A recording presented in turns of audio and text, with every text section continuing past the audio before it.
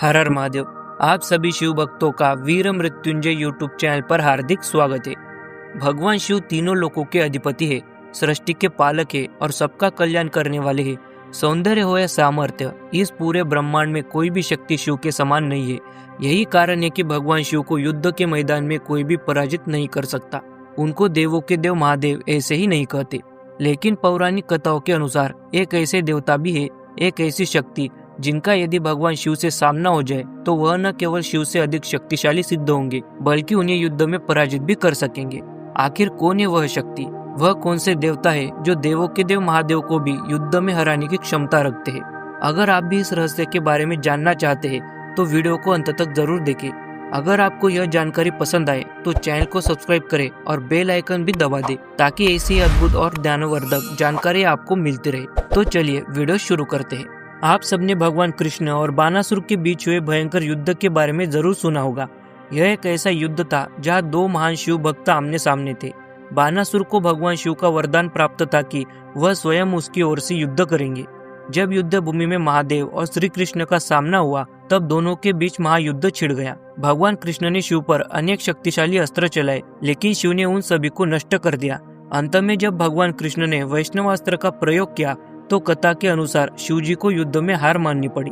इस कथा को लेकर कुछ लोग यह कहने का प्रयास करते हैं कि शिव से भी अधिक शक्तिशाली कोई और है, और इस घटना से वे भगवान शिव को नीचा दिखाने की कोशिश करते हैं। लेकिन अब जो सच में आपको बताने जा रहा हूँ, उसको देखने के बाद कोई यह नहीं कह पाएगा कि शिव से बढ़कर कोई और शक्तिशाली है। यदि हम महाभारत के द्रोण पर्व के अध्याय 20 को देखें तो वहाँ एक अद्भुत कथा मिलती है। भगवान विष्णु के नर और नारायण अवतारों में से नारायण ने भगवान शिव की वर्षों तक घोर तपस्या की थी। उस तपस्या से प्रसन्न होकर स्वयं भगवान शिव ने उन्हें यह अद्भुत वरदान दिया था। देवता, असुर, बड़े बड़े सर्प, पिशाच, गंधर्व, यक्ष, राक्षस, नाग तथा समस्त पशुओं के प्राणी भी तुम्हारा वेग नहीं सह सकेंगे। युद्ध स्थलों में कोई देवता भी तुम्हें जीत नहीं सकेगा। शस्त्र, वज्र, अग्नि, वायु, गीले सूखे पदार्थ और स्थावर एवं जंगम प्राणी के द्वारा भी कोई मेरी कृपा से तुम्हें चोट नहीं पहुंचा सकता। तुम समर भूमि में पहुंचने पर मुझसे भी अधिक बलवान हो जाओगे।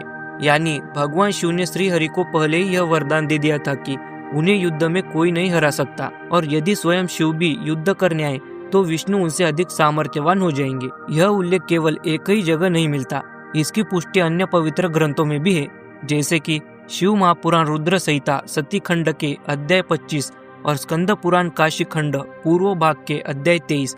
इन दोनों ही स्थानों पर शिवजी ने स्पष्ट रूप से कहा है कि युद्ध भूमि में विष्णु उनसे अधिक बलवान होंगे। जब बानासुर के साथ युद्ध हो रहा था और शिव तथा कृष्ण आमने सामने आए, तब भगवान शिव उन वरदानों का स्मरण करते हैं जो उन्होंने पहले श्री कृष्ण, जो अब नारायण के अवतार है, उनको दिए थे। जब भगवान शिव को यह याद आया कि उन्होंने कृष्ण को स्वयं से भी अधिक शक्तिशाली होने का वरदान दिया है, तो उन्होंने अपने वचन का सम्मान करते हुए उस युद्ध में पराजय स्वीकार की। जब द्वापर युग में नर और नारायण ने कृष्ण और अर्जुन के रूप में अवतार लिया, तब भगवान शिव ने स्वयं कृष्ण जी को उनके वरदानों का स्मरण कराया था। हे कृष्ण, जैसे मैनाक का आश्रय लेकर तुमने तप किया, उसी तरह मेरी ओर से तुम्हें वर भी मिला। उस वर को याद करके तुम स्थिरता धारण करो। मैंने जो तुमसे कहा था कि तुम अवध्य, अजय तथा मुझसे भी बढ़कर शूरवीर होगे, वह बात उसी रूप में सत्य होगी, उसे कोई अन्यथा नहीं कर सकता। यानी भगवान शिव ने स्वयं कृष्ण को उनके वरदानों का स्मरण कराकर यह सिद्ध किया कि वह बात अब सच होने वाली है, और वह बात बानासुर के युद्ध में सच भी हुई। और जैसा कि आप स्क्रीन पर प्रमाण देख सकते हैं, महाभारत में स्पष्ट रूप से बताया गया है कि त्रेता युग के नर और नारायण द्वापर युग में श्री कृष्ण और अर्जुन के रूप में अवतरित हुए थे। अतः भगवान शिव ने जो वरदान नारायण को दिया था, वह सीधे श्री कृष्ण पर लागू होता है। अब हम बात करते हैं उस वैष्णवास्त्र की, जिसका प्रयोग श्री कृष्ण ने शिव पर किया था और जिसके कारण कथाओं में शिव की पराजय बताई जाती है। सवाल यह है कि क्या सचमुच किसी भी अस्त्र में इतनी शक्ति है कि वह महादेव को क्षति पहुंचा सके? आइए इसका उत्तर शिव गीता के प्रमाण से जानते हैं। जब रावण ने माता सीता का हरण किया था, तब श्री राम ने उन्हें न पाकर बहुत दुखी हो गए थे। तब ऋषि अगस्त्य ने उन्हें सलाह दी कि वह भगवान शिव की पूजा और तपस्या करें, क्योंकि वही सही मार्ग दिखाएंगे।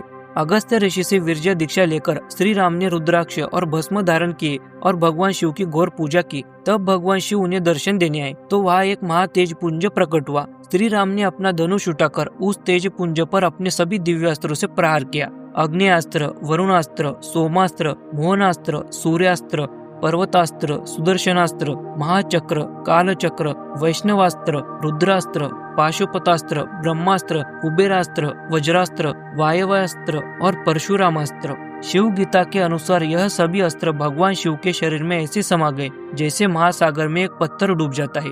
उन अस्त्रों का शिव पर रत्ती भर भी प्रभाव नहीं पड़ा। यह प्रमाण स्पष्ट कर देता है कि भगवान शिव पर वैष्णवास्त्र ही नहीं बल्कि किसी भी अस्त्र का कोई प्रभाव नहीं होता है। अतः जब श्री कृष्ण के साथ युद्ध में शिव जी ने पराजय स्वीकार की तो यह उनकी कमजोरी नहीं बल्कि उनके द्वारा दिए गए वरदान का पालन और अपने वचन की मर्यादा थी।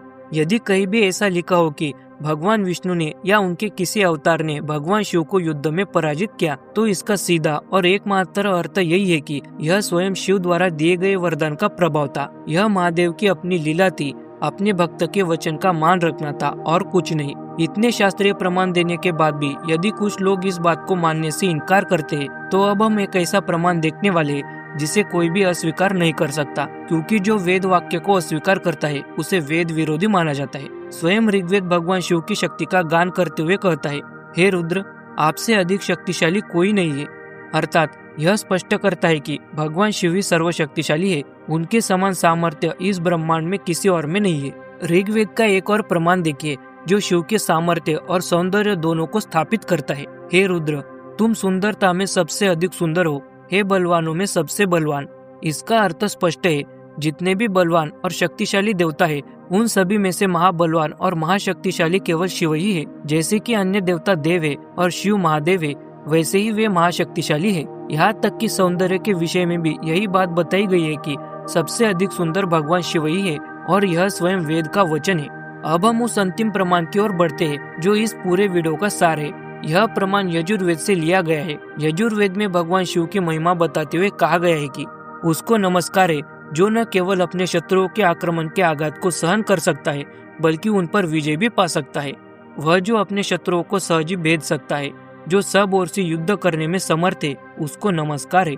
शत्रुओं के आक्रमण के आघात को सहन करने का अर्थ है कि जैसे हमने शिव गीता में देखा, श्री राम ने शिव पर अनेक अस्त्र चलाए, भले ही वे शत्रु नहीं थे पर शिव को कोई क्षति नहीं हुई। इसका मतलब है कि महादेव पर कोई भी अस्त्र का प्रभाव शून्य होता है। फिर आगे बताया है कि वह अपने शत्रु पर विजय भी प्राप्त कर सकते हैं। जब श्री कृष्ण ने वैष्णवास्त्र का प्रयोग किया तो शिव उस प्रहार को सहन करके कृष्ण पर विजय प्राप्त कर सकते थे, क्योंकि उस समय वे शत्रु की तरह युद्ध कर रहे थे। लेकिन शिव को अपने दिए वरदान के कारण हार माननी पड़ी।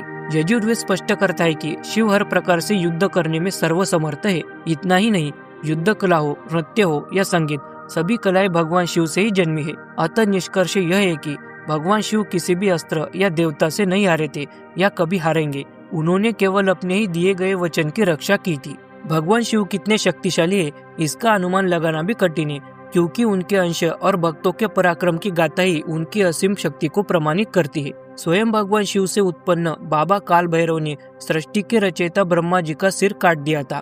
भगवान शिव के एक अन्य अंश वीरभद्र ने दक्ष यज्ञ के विध्वंस के दौरान समस्त देवताओं को पराजित किया और यहाँ तक कि स्वयं भगवान विष्णु को भी युद्ध में हराकर दक्ष का वध किया था। महान शिव भक्त ऋषि दत्तीजी ने भी श्री हरि विष्णु से युद्ध किया और उन्हें युद्ध में पराजित किया था। मैं यहाँ किसी भी देवता का अपमान करने या उन्हें नीचा दिखाने का प्रयास बिल्कुल नहीं कर रहा। मेरा उद्देश्य केवल उन गलत आरोपों को दूर करना है जो भगवान शिव पर लगाए जाते हैं। मेरा यह प्रयास है कि जिस महामहिमा को लोग छुपाने का प्रयास कर रहे हैं उसे शास्त्र प्रमाणों के साथ आपके सामने रखा जाए। अगर किसी को लगे कि मेरी बात गलत है तो इसमें मेरी कोई त्रुटि नहीं है, क्योंकि मैंने जो कुछ भी कहा है वह पूरी तरह से शास्त्रों के प्रमाणों पर आधारित है। अगर आपको यह अमूल्य जानकारी अच्छी लगी हो और आपने इस वीडियो के माध्यम से कुछ नया और सत्य जाना हो तो अपनी स्वेच्छा से वीर मृत्युंजय चैनल को सब्सक्राइब करें। हम फिर मिलेंगे एक नई ज्ञानवर्धक वीडियो के साथ। तब तक के लिए हर हर महादेव, जय माता आदि पराशक्ति।